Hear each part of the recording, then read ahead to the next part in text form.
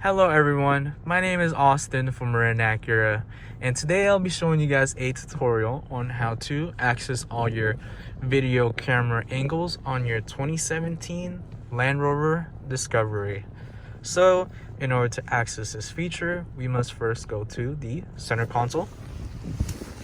And once we get to the center console, what we're going to do is we're going to click on this video camera logo right here.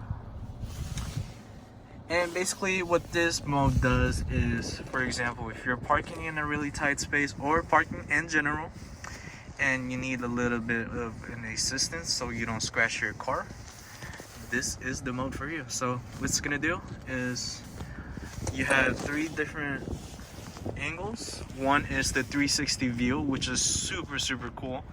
It gives you an all-around view around your car. Make sure you don't hit anything on all sides of your vehicle. And another one is on the sides of your car, give you more in-depth view of the sides of your car. And third one is the wide angle view in the rear. And yeah, that's pretty much it for this tutorial. My name is Austin from Marin Acura, and thank you guys for watching.